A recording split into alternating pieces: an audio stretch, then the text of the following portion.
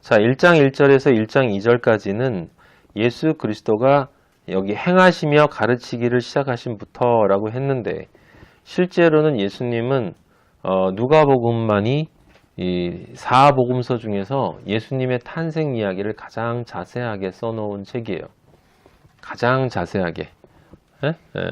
그래서 마태복음은 계보로부터 써서 이 다윗의 계보에서 왕의 후손으로 왔다라고 하는 계보가 먼저 나옴으로써 예수 그리스도의 왕권을 나타내는 것이고, 그래서 유대인들의 계보를 먼저 제시를 했기 때문에 어떤 사람들은 그게 유대인을 위해서 써진 책이라고 하는데, 그거는 이제 뭐 그렇다 하더라도 별로 중요한 건 아니고, 왕으로서의 예수 그리스도가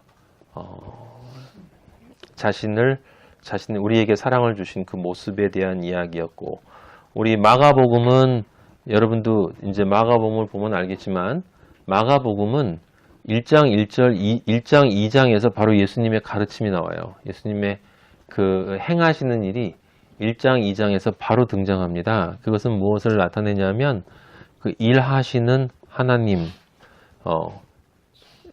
그러니까 일하시는 하나님이기 때문에 소를 상징하는 거예요. 사자가 아니고 왕으로서의 존재가 아니고 종으로, 왕이시지만 종의 신분으로 오신 예수 그리스도이기 때문에 마가복음은 종으로 오신 예수 그리스도를 상징하고, 종을 상징하는 동물은 소이기 때문에 그래서 소로 상징이 돼요. 계시록에도 그게 나오고, 그 다음에 세 번째 누가복음이 인간으로 오신 예수 그리스도, 요한복음은 하나님으로 오신 예수 그리스도. 그래서 요한복음은 독수리고 인간으로 오신 예수 그리스도는 이제 인간을 뜻하는 것이고, 그래서 누가복음이 예수님이 인간으로서 사신 모습을 아주 상세하게 기술하고 있어요. 탄생부터 시작해서. 그리고 어린 시절에 대한 이야기도 있죠. 예수님이 그 유대 회당에 가서 부모님들과 함께 돌아오지 않고 머물렀던 이야기도 이제 나옵니다.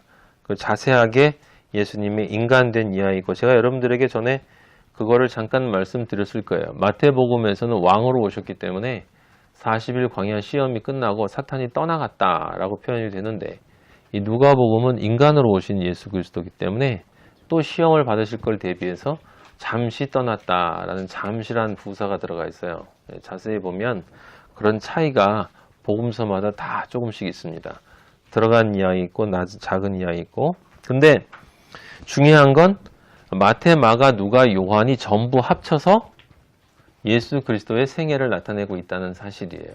그래서 여러분 여기서 기억해야 될 것은 누가복음과 사도행전이 전부 누가가 썼는데, 이 성경이 성령에 의해서 누가복음 뒤에 사도행전이 바로 배열되지 않고 마태, 마가, 누가, 요한이 먼저 온 다음에 사도행전이 분리가 되어져서, 같은 저자임에도 분리가 되어져서 등장하고 있는 것은 마태, 마가, 누가, 요한을 모두 합쳐야 진정한 예수 그리스도의 본체가 드러나기 때문에 그렇다라고 하는 것이고, 그래서 마태, 마가, 누가, 요한을 통해서 빛으로 오신 예수 그리스도가 어떤 존재인지를 분명히 알고 그분과 연합되어진 사람만이 이제 사도행전을 통해서 진리의 증인이 되어질 수 있다라는 걸 나타내기 위해 한 사람이 썼지만 마태, 마가, 누가, 요한이 따로 분리되어서 먼저 나오고, 그리고 그 다음에 사도행전이 등장하는 거다. 거기에 이제 또 다른 영적 의미가 비슷하게 좀 더 자세하게 좀 이따 말씀드리도록 하고,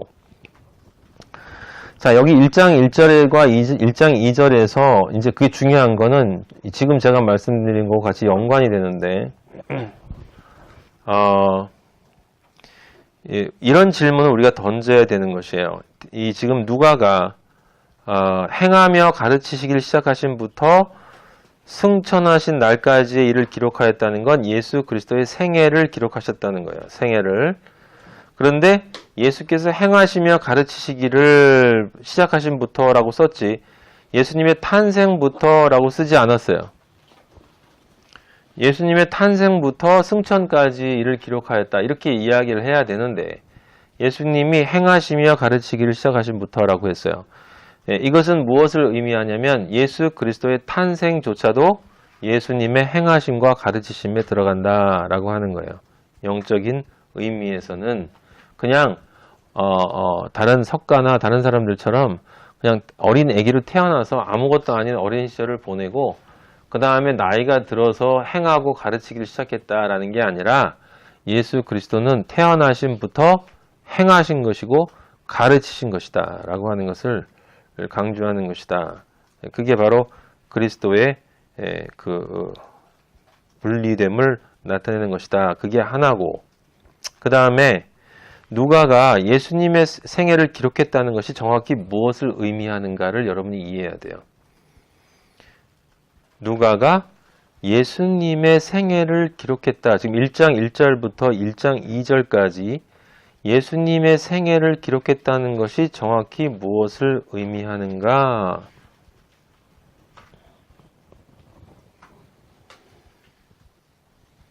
이걸 놓치면 안 됩니다. 왜냐하면 이것을 놓치면 여기 지금 1장 1절과 1장 2절은 그냥 건성으로 넘어가게 되어 있어요.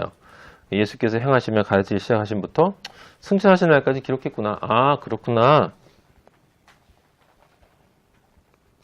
예수님의 생애는 인간의 생애처럼 그렇게 그냥 흘러가는 인생이 아니고 정확한 목적에 의해서 정확한 하나님의 뜻에 의거해서 그 모든 삶이 계획된 대로 움직였다라고 하는 것을 여러분이 놓치시면 안 돼요.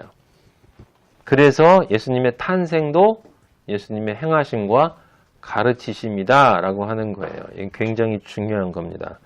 그래서 예수님의 생애는 전부 이제 단계적으로 구분이 되는데 첫 번째 단계는 예수 그리스도께서 탄생하신 것은 예수 그리스도 진리가 흑암의 빛으로 오신 것이에요. 그러니까 행하신 거예요. 예수 그리스도가 흑암의 빛으로 오셔서 두 번째 그 흑암이었던 우리들의 죄가 되어서 즉 저주받은 존재 또는 사탄의 아내, 종, 결국 사탄으로 자신을 세례 요한의 세례를 통해 전가시키심으로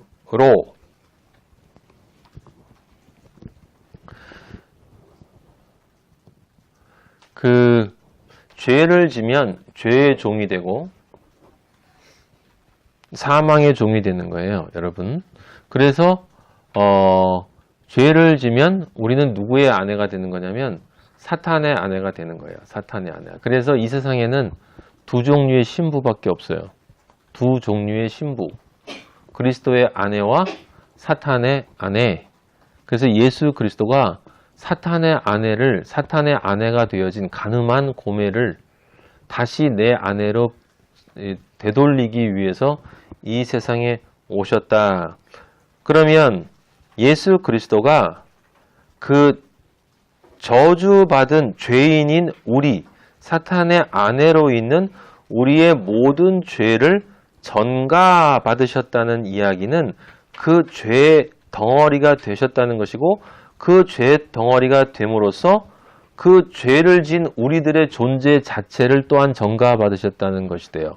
그래서 자신이 스스로 사탄의 아내가 되신 것이나 마찬가지예요. 이건 굉장히 조심스럽게 이야기해야 되는 것이지만 우리와 같은 존재인 죄인이 되셔서 죽으셔야 했기 때문에 예수 그리스도 아무 죄가 없으신 하나님이 모든 죄를 짊어진 사탄의 신부로 사탄의 자식으로, 그럼 사탄의 자식이라는 얘기는 사탄과 연합되어졌다는 것이고 연합되어졌다는 것은 사탄 자신이 됐다는 거예요.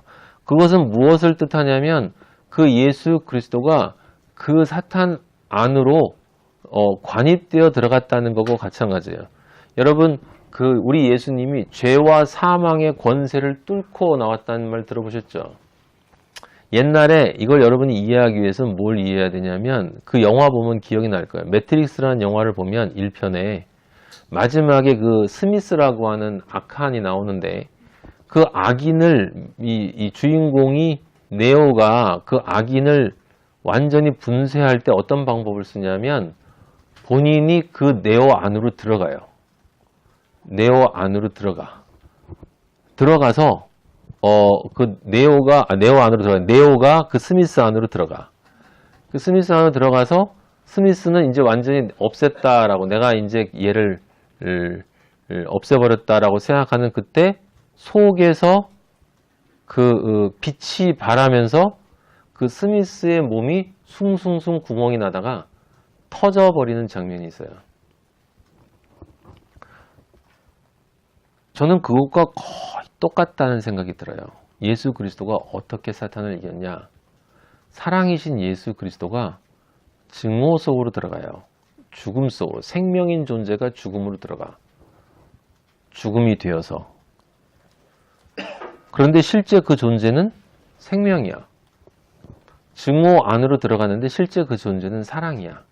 어둠 안으로 들어갔는데 그 존재는 실제는 빛이야. 그럼 얼핏 보면 어두움이 지금 빛을 쏴고 있기 때문에 그 십자가 사건만 보면 그대로 빛이 묻혀버리는 것 같지만 3일 만에 그 어둠을 산산조각을 내고 그 사랑이 사랑일 수밖에 없는 사랑이신 예수 그리스도가 그 증오의 벽을 뚫고 죄와 사망의 권세를 부셔버리고 터져 나오는 거죠. 와, 아버지가 이 마음을 주셨는데 얼마나 호쾌하고 멋있던지. 어떻게 부활을 하셨을까라는 생각을 해봤는데 사망이 가두지 못했다라는 게 무슨 의미일까라는 생각을 했는데 아버지가 그런 마음을 주셨어요. 그러니까 사랑을 진짜 사랑은 그 무엇도 가두어 둘 수 없는 것이다. 아버지는 사랑이시기 때문에 왜 그런 말 하잖아요. 네 원수를 너의 적을 원수를 사랑으로 이기라고 하지 않습니까?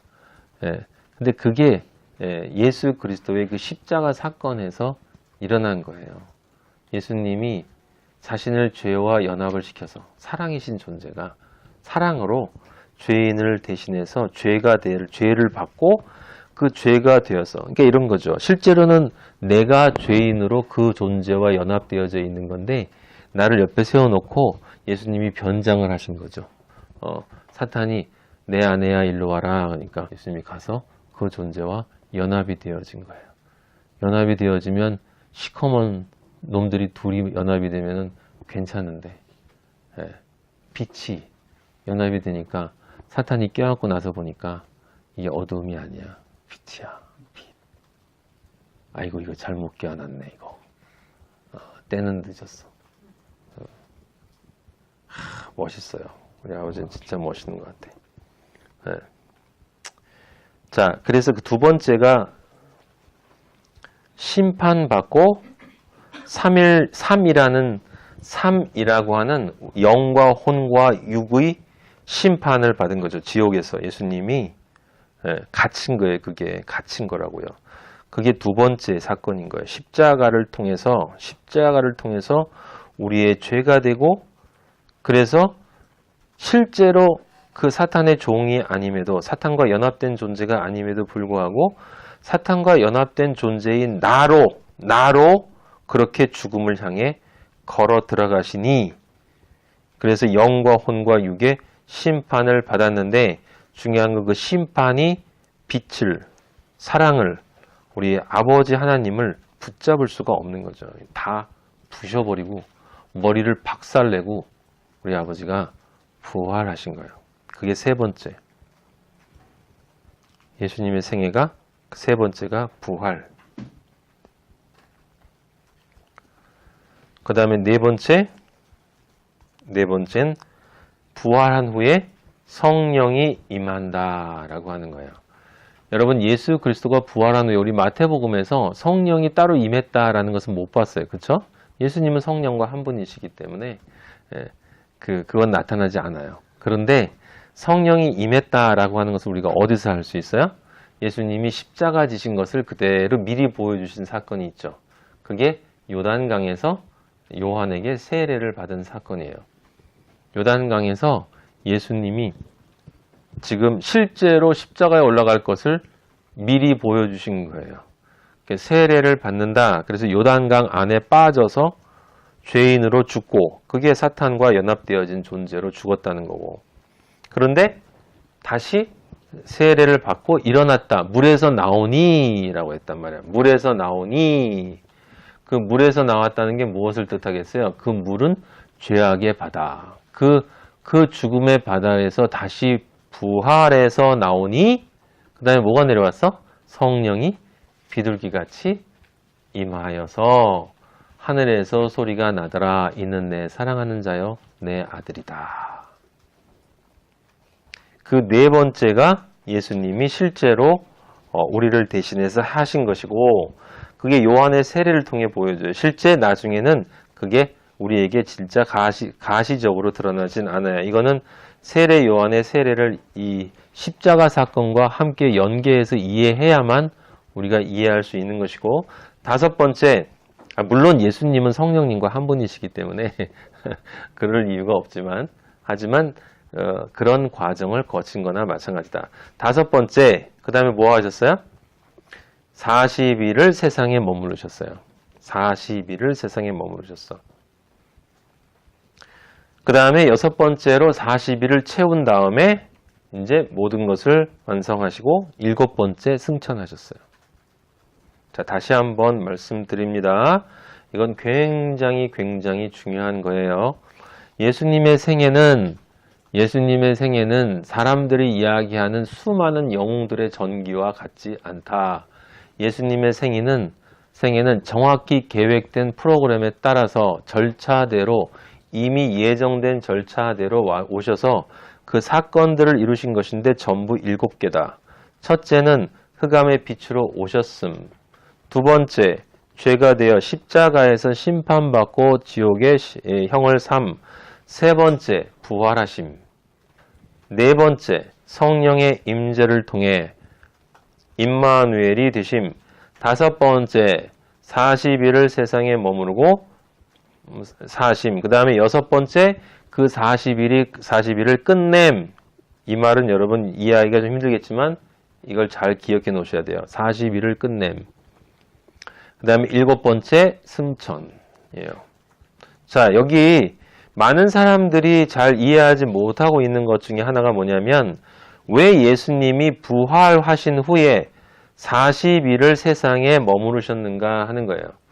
왜 예수님이 부활하신 후에 40일을 세상에 머무르셨는가? 아주 유치한 사람들은 무슨 질문을 또 하냐면, 왜 예수님이 부활하셨으면 이 유대인들, 십자가에 자신을 매단 그 유대인들이나 빌라도나 믿지 않는 사람들에게 나타나서 자신이 부활했다는 걸 이렇게 짠 하고 보여주면 그들이 놀라 자빠지지 않겠는가 라고 하는 말을 하면서, 왜 예수님이 제자들에게만 나타나셨는가 라고 하는 질문을 하는 사람이 있어요. 이제 그건 진리를 모르면 아직 어리니까 그런 질문을 할 수밖에 없는 것이죠. 예수님은 반드시 부활하신 후에 40일을 세상에 머무르셔야 했다라는 것을 여러분들이 분명히 기억을 해야 돼요. 이걸 이해하기 위해선 예수 그리스도께서 40일 동안 세상에 머무셨는데, 그 머무시는 동안에 예수님이 무엇을 하셨는가라고 하는 것을 여러분이 생각해 봐야 돼요. 네. 사람들은 제자들에게 나타나셨다 정도로 알고 있어요. 그죠? 예수님이 부활하신 후에 40일 동안 세상에서 무엇을 하셨는가? 정확하게 예수님은 부활의 증인으로 사셨어요. 부활의 증인으로 사셨어요. 제자들에게 자신의 부활을 정확하게 알려주고, 의심을 가지고 있는 제자들, 불확실한 제자들, 이런 제자들에게 이 부활을 증거하셨어요. 증거하셨어요.